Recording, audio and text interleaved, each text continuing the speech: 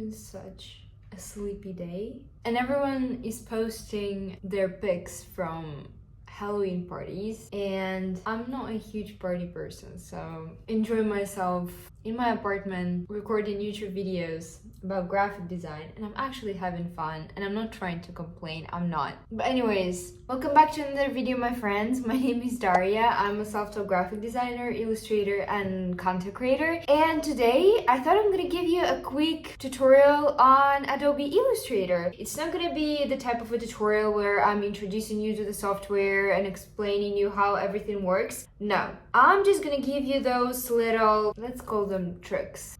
Trick or treat. We're on Halloween theme today. Treats and tricks around Adobe Illustrator. It's just gonna be the stuff I use in my posters, in my designs, some of the stuff that I wish I knew how to do in the beginning of my journey, because there were so many times when, for example, I saw a poster by some designer on Instagram or a reel, and I was like, how did you even do that? Like, there was a point where I didn't know how to create a star in Adobe Illustrator, and that's completely normal. We've all been there. When I first opened Adobe Illustrator, I was like, so you want to tell me that some people know how to use that? And now I'm fine, and you're gonna be fine as well. I guess with all of that being said, let's just get into it.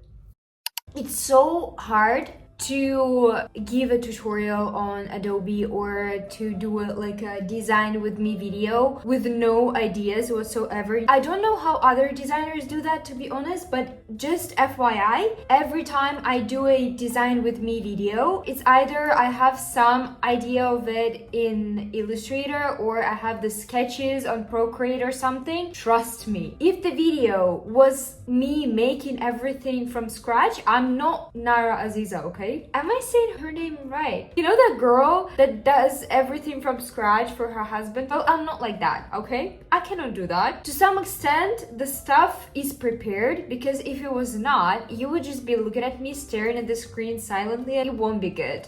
These are the little postcards that I had prepared for this video to kind of go through the tutorial. But while I was recording the introduction to this video, I thought, why not make Halloween themed postcards? Let's just do that. It's gonna be fun. I'm gonna start by actually creating a new file. Just gonna quickly explain you how to do that if you're completely familiar with Illustrator. So when we open the software, we press onto new file, and here you have some presets for mobile, web, print, film, video, and whatnot. What I normally go for is 1350 in height and 1080 in width, because most of my work is posted on Instagram. These are the most optimal dimensions for Instagram, so your post takes up the entire like page of the feed. When people are scrolling through their feed and they see their poster, sorry, not their poster, your poster. If it's these dimensions, it's taking up the entire space, and they're not getting distracted by any post before your post or any stuff that goes after it. If you're having, for example, a squared post, a smaller one, so 1080 to 1080, your post is gonna be there, but then you're gonna see like a little bit of the next person's post. If you wanna do a squared post, nobody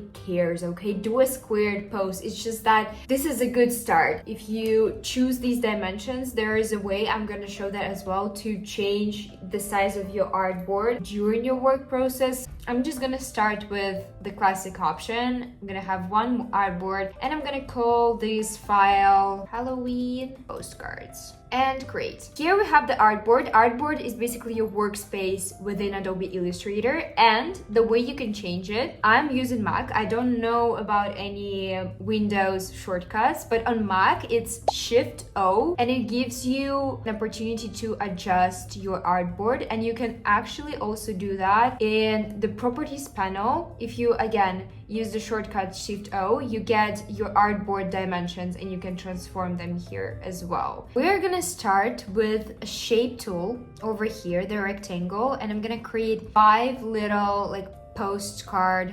rectangles. Not the postcard, wait, postmarks. Oh my god, postmarks, not the postcards. To duplicate the object in Adobe Illustrator, you again on Mac, you hold Shift and Option, like click on the object, and then you just drag, and it automatically duplicates it for you.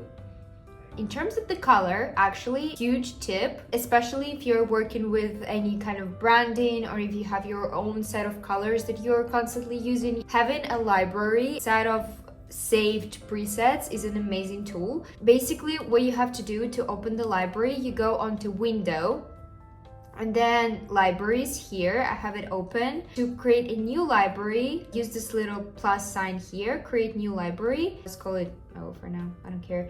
And then you can add new objects in it. And if you have, for example, color chosen here, it's gonna automatically give you a chance to fill it in. And then you can open it anytime you want. The color is gonna be there. And I have all of my colors that I use in my designs here as well. I'm gonna start with these sea kale green. For this tutorial, I'm gonna be using AI to generate stickers, little images, which is also a great tool in Adobe Illustrator. So again, I'm just gonna create a little shape. Without the shape, you're not able to create any objects. Here we have AI prompt window, and I'm just gonna write, I don't know, pumpkin. And then you can choose a subject, a scene, an icon, a pattern. I'm gonna go for a subject. And you can also choose pick styles from a reference. So for example, you can download an image, put it here in Illustrator and pick the style, and it's gonna make it look very similar. And you can also adjust the complexity of the vector graphic that AI is gonna give to you. I'm gonna go for the most complex ones, and then we press generate. You know what? I forgot. Let's write not just pumpkin, let's write Halloween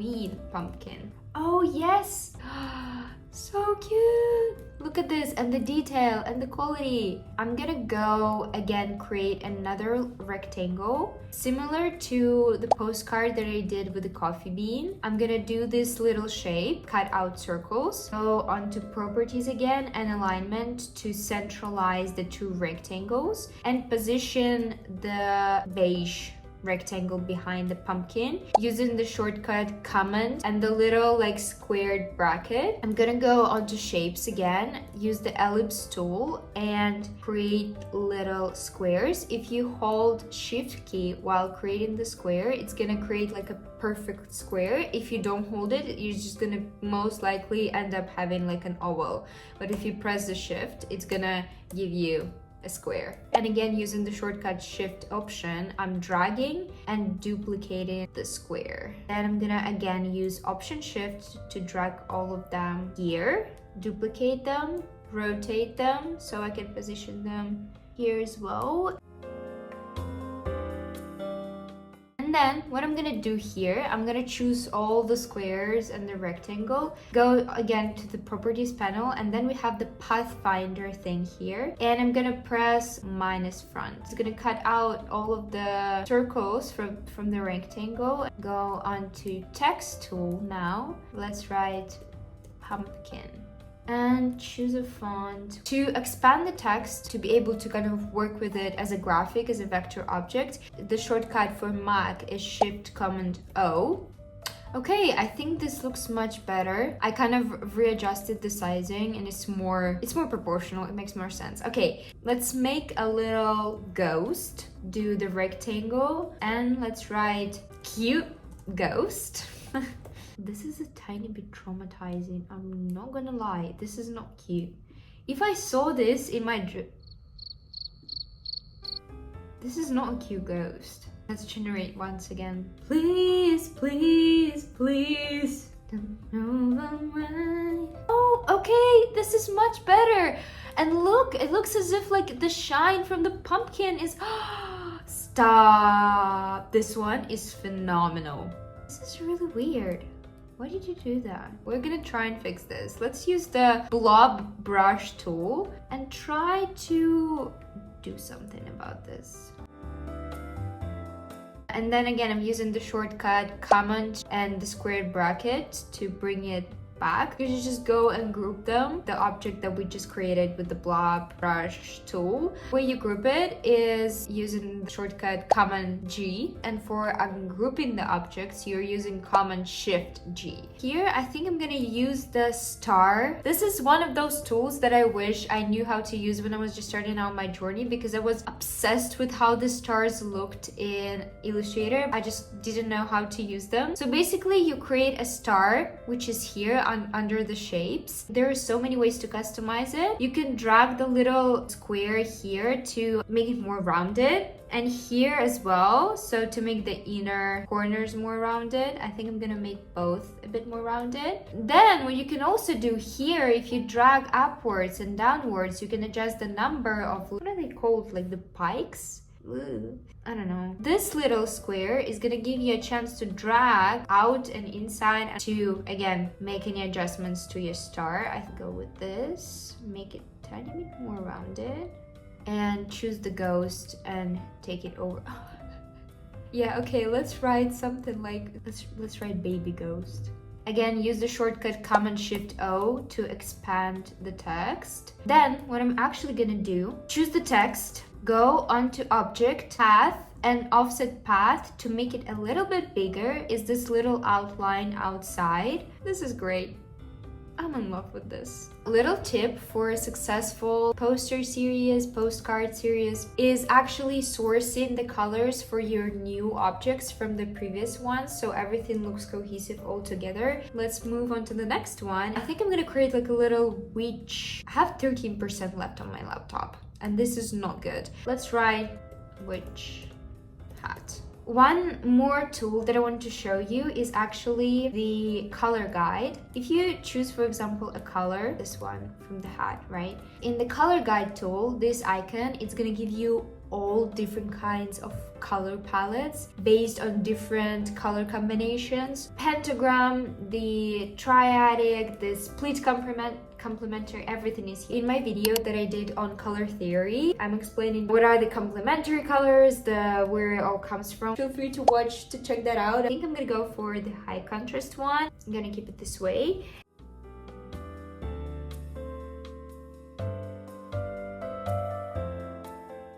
Because we already have the yellow here.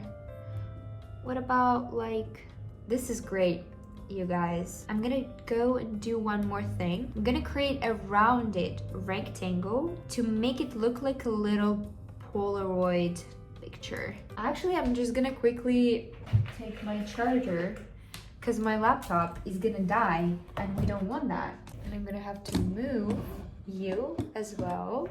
Myself, you, us. Move us. The background is gonna be green and yes, this is so good. The next one is gonna be a little skull. I'm gonna type in Mexican skull so it gives me like a cool, colorful one instead of like a scary, you know. So we're gonna use the paint brush tool and do a little like arch over the skull. Press onto the type tool and we have the type on a path tool here, and it kind of highlights the path that we have, and I'm just clicking on it and it's gonna create type on this path. Let's make the skull a little bit smaller. Again, Command-Shift-O, and then I'm just gonna do the yellow color, the background. I think I'm gonna stick with the black one because it looks really good. Duplicate the skull, make it smaller, make it black, choose both, then we go onto object, blend, and make.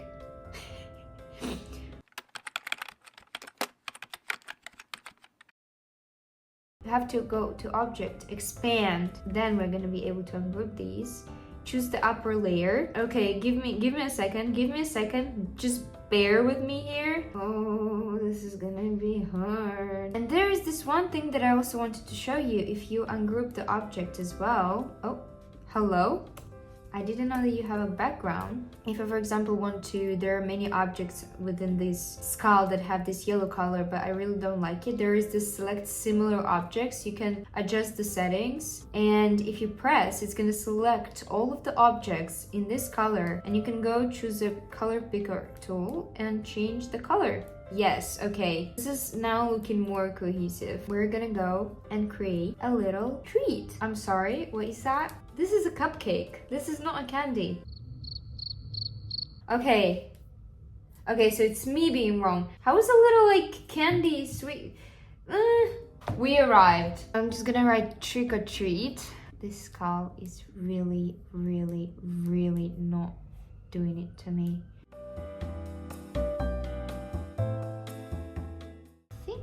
like this one. It's weird, but I think it makes sense. For the treat, I'm thinking pinkish. And what if we duplicate, take this up, the colorful versions, do like little shadows. See, we just needed some time to figure this all out. Guys, my phone just died, but I finished the stickers. Let me just show you what I have, okay? So I did the caramel coated apple. I have the yellow background, the black rounded rectangle. Similarly generated the apple image and used the font called Oddity and sheared it. Let me show you. Again, using the shortcut Shift-Command-O, you then go onto here, we have the shear tool, and as simple as that, you just shear it. Ooh, that's how I did it. That's all I did. And then I created a little blob, some kind of a liquid under the apple. And I added a shadow behind the witch text. Copied the text, made it black, and took it behind this text. I just decided to make the background here black. Actually, I'm reconsidering my decision now. And I'm thinking maybe I should not make it black. That's all we have. I'm feeling a little bit nauseous from making so many changes. And also the fact that my phone died.